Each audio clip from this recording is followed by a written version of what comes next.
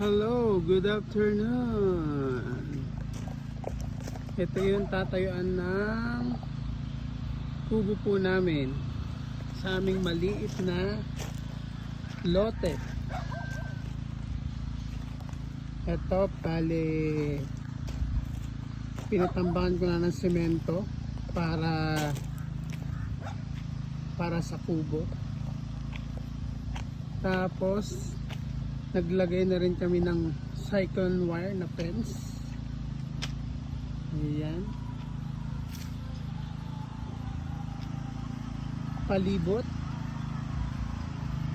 para hindi siya pasukin ng ibang tao. Kasi baka kapag may kubo na ay tambayan lang ng mga ibang tao sa gabi. Kasi po hindi namin to tutulugan sa gabi. Ayan. Gumamit kami ng bakal na poste. Ito yung mga nasobra sa pinagawang bahay. Meron din rin nasobrang PVC. Ginawa rin namin poste. Meron tong semento sa loob. Ayan. Tapos yung kakulangan, bumili lang kami ng sementong poste. Yan, hanggang dun po yun sa dulo. DIY lang po yan, DIY lang. Pinanood ko lang sa YouTube kung paano gawin. So, okay naman. Importante ay hindi makakapasok yung mga hayop, mga kagaya ng mga baka, kalabaw, kabayo, kasi marami pong may alagang kabayo dito na pag-alagala na alpas lang. So ito, babakudan pa rin namin to. Wala pala kaming poste hanggang dun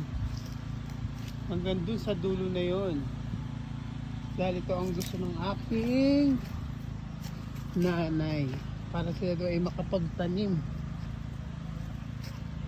ng gulay. Ito po, hindi pa lang ito tapos kasi hinihintay pa namin yung kakulangan na poste. Ito rin hindi pa to close kasi hinihintay pa namin dumating yung kubo. Pag dumating na yung kubo, pwede na namin itong saraduhan ng cyclone wire. Yan. Sana matapos na namin ito. Excited na ako para lagyan ng mga kung ano-anong tanim. Like halaman, mga prutas. Then during summer, maganda rin tumambay dito. Masarap sa pakiramdam. Yan. Hintayin po natin ang susunod na vlog. Pag order ko ng kubo. Malapit na po dumating ang kubo.